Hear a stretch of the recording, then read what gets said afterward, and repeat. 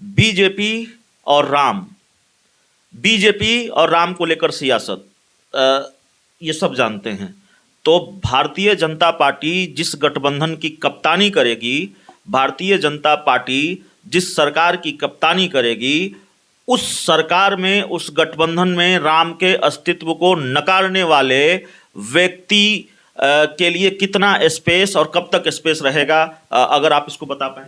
अम्बेडकर जी ने, बाबा साहब ने कभी इस तरह का बयान दिया हो ये मेरे ध्यान में नहीं है, और कोई व्यक्ति अगर उसका हवाला दे रहा हो तो मैं समझता हूं कि इतने बड़े पद पर रहने वाले व्यक्ति को इस तरह की चर्चा और इस तरह की बातें नहीं करनी चाहिए जिसका कोई उदाहरण नहीं हो, जिसका कोई कहीं कोई इस तरह का स्पष्ट बयान या कुछ ऐसी चीजें अगर होती तो हम लोग भी पढ़ते हैं तो हम लोग के भी ध्यान में होता।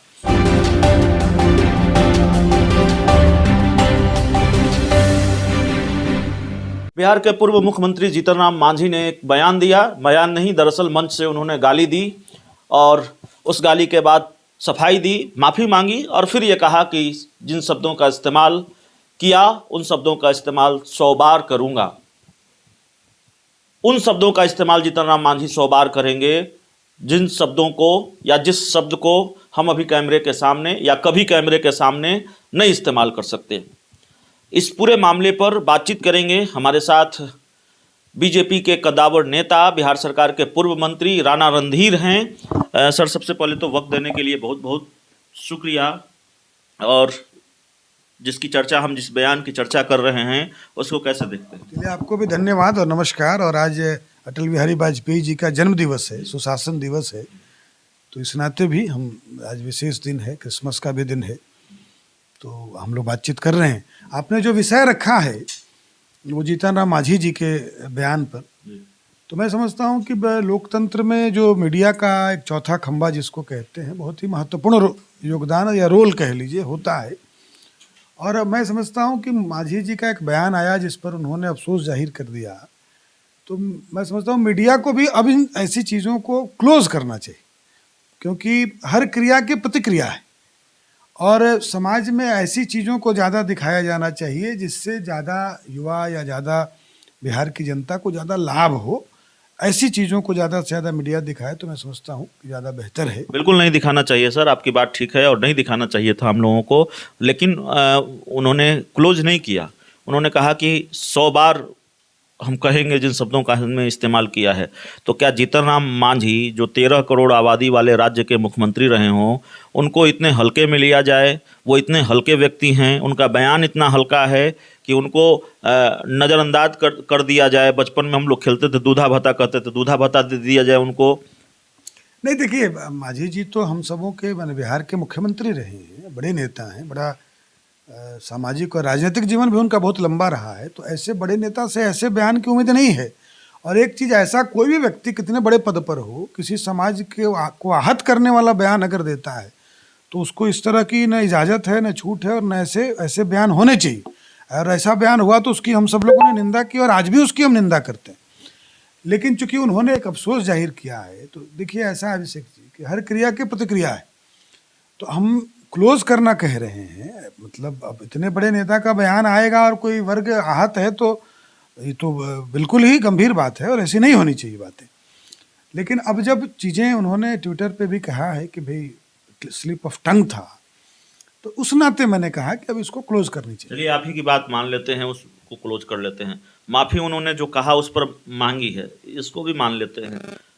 राम के अस्तित्व को उन्होंने नकारा, बार बार नकारा। इस बात को लेकर माफ़ी उन्होंने नहीं मांगी है। पता नहीं माफ़ी मांगनी चाहिए नहीं मांगनी चाहिए, उनका अधिकार है, राम को माने न माने, उस पर मैं सवाल नहीं उठा रहा हूँ।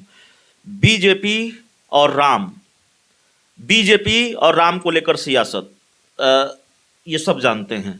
तो भारतीय जनता पार्टी जिस गठबंधन की कप्तानी करेगी, भारतीय जनता पार्टी जिस सरकार की कप्तानी करेगी, उस सरकार में, उस गठबंधन में राम के अस्तित्व को नकारने वाले व्यक्ति के लिए कितना स्पेस और कब तक स्पेस रहेगा, अगर आप इसको बता पाएं।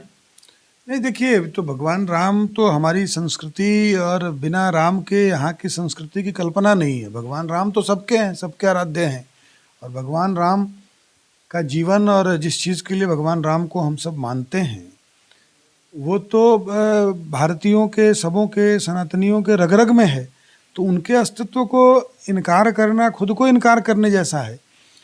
तो और भारतीय जनता पार्टी जो है वो राष्ट्र निर्माण के लिए काम करती है, समाज निर्माण के लिए काम करती है, व्यक्ति निर्माण का भी काम करती है। और भारतीय जनता पार्टी, देखिए हमारी पार्टी 3 सांसदों वाली पार्टी कभी 52 में थी, आज हम 303 सांसदों के साथ हम देश की जनता का, बिहार की जनता का बहुत आभार प्रकट करते हैं कि जिसने हमें इतना स्नेह, अपनापन, समर्थन और वोट देकर माननीय नरेंद्र मोदी जी को देश का प्रधानमंत्री बनाया है और आगे और बनाना चाहती। और इस देखिए 2014 में जो हमारा बहुमत था, आप देखेंगे एक बड़ा सामाजिक और राजनीतिक परिवर्तन हुआ। 2019 में हम और बढ़ के आए, 2024 में हम और बढ़ेंगे जैसा लोगों का रुझान है, जो चर्चा है। इसलिए बढ़ेंगे कि हमने जो वादे किए देश के साथ, हमने जो विचार रखा और इस विचार के साथ हमारे नेता, हमारे पुरखे आगे बढ़े। आज अटल बिहारी वाजपेयी जी की जयंती भी हम मना रहे हैं और सुशासन दिवस के रूप में मनाते हैं। इतना विराट व्यक्तित्व जिसने गांव की सड़कों को का कायाकल्प किया, ये सड़कों को सड़कों से जोड़ने का विजन, नदियों को नदियों से जोड़ने का विजन। और आज जो स्वर्णिम चतुर्भुज योजना आप देश भर में देखते हैं, ये अटल बिहारी वाजपेयी जी की सोच थी, जिसको मोदी जी आगे बढ़ा रहे हैं। तो हम सकारात्मक चीज़ों के लिए काम करते हैं। एक बयान उन्होंने और दिया, और तकरीबन 15 साल हो गए पत्रकारिता करते हुए, बावजूद इसके कैमरे के सामने स्वीकार करता हूँ मेरी समझ बहुत कम है। आप अच्छे से समझा पाएंगे। आपने शायद अंबेडकर को पढ़ा हो, अंबेडकर के बारे में जाना हो। मैंने बहुत नहीं जाना, बहुत नहीं पढ़ा, मेरी जानकारी हो सकता है कम हो। जीतनराम मांझी ने बाबा साहेब डॉक्टर भीमराव अंबेडकर का हवाला देते हुए यह कहा उसी मंच से कि भीमराव अंबेडकर ने कहा था कि हिंदू धर्म से खराब कोई धर्म नहीं है। कहा था भीमराव अंबेडकर ने, आपको जानकारी है? नहीं, देखिए ये तो बाबा साहब ने कभी ऐसा कोई बयान कहा है, मेरे ध्यान में नहीं है, मैंने कहीं पढ़ा भी नहीं। और बाबा साहब अंबेडकर जी समाज को जोड़ने वाले थे। जीतनराम मांझी बरगला रहे थे लोग। देखिए जीतनराम मांझी जी का वो बयान भी मैंने नहीं सुना है, आपने उसका उदाहरण दिया है। लेकिन जहाँ तक भीमराव अंबेडकर जी, बहुत जिम्मेवारी के साथ कैमरे के सामने मैं ये कह रहा हूँ, उन्होंने कहा है, उसी मंच से कहा है, आप कहेंगे मैं सुना दूंगा। नहीं, अब उस वैसी स्थिति नहीं है, लेकिन अंबेडकर जी ने, बाबा साहब ने कभी इस तरह का बयान दिया हो ये मेरे ध्यान में नहीं है। और कोई व्यक्ति अगर उसका हवाला दे रहा हो तो मैं समझता हूँ कि इतने बड़े पद पर रहने वाले व्यक्ति को इस तरह की चर्चा और इस तरह की बातें नहीं करनी चाहिए जिसका कोई उदाहरण नहीं हो, जिसका कोई कहीं कोई इस तरह का स्पष्ट बयान या कुछ ऐसी चीज़ें अगर होती तो हम लोग भी पढ़ते हैं तो हम लोग के भी ध्यान में होता। और जितना बाबा साहब को हम सब जानते हैं, वो राष्ट्र के लिए इतना बड़ा योगदान रहा है, समाज को जोड़ने का जो उनका काम रहा है, अपने आप वो बहुत बड़ा योगदान है, जिसको माननीय मोदी जी ने पंच तीर्थों के माध्यम से और लगातार हम सब लोग उनके जन्म दिवस को या उनके शहादत दिवस को भी सब हम लोग बहुत बड़े पैमाने से मनाते हैं। और समाज में लोग उनको इतना आदर भाव से देखते हैं कि बड़ी प्रेरणा मिलती है सभी वर्ग के युवाओं को। और खासकर जो अभी भी पिछड़े तबके हैं, जो महादलित समाज है, दलित समाज, उसके प्रेरणा स्रोत हैं सबों के लिए बाबा साहब। तो उनके बयान को लेके ऐसा कोई उदाहरण देना, मैं समझता हूँ कि मांझी जी देश के, राज्य के मुख्यमंत्री रहे और इतना लंबा सामाजिक राजनीतिक जीवन है, उनको इस तरह का कोई भी हल्का बयान अगर कभी उन्होंने दिया है तो मेरे ध्यान में नहीं है। लेकिन ऐसा इस तरह के जिम्मेवारी के पद पर रहने वाले व्यक्ति से ऐसी उम्मीद नहीं। चलिए, राणा रणधीर सर से बात कर रहे थे हम, और बहुत लंबा इंटरव्यू नहीं रहा, लेकिन बहुत संक्षेप में ही इंटरव्यू रहा, लेकिन जो भी बेहद सधे अंदाज में और जिस तरह का जवाब होना चाहिए था वो जवाब हमारे सवालों का मिला है इस पूरे इंटरव्यू में। तो उम्मीद है आपको ये इंटरव्यू पसंद आया होगा। बहुत बहुत धन्यवाद।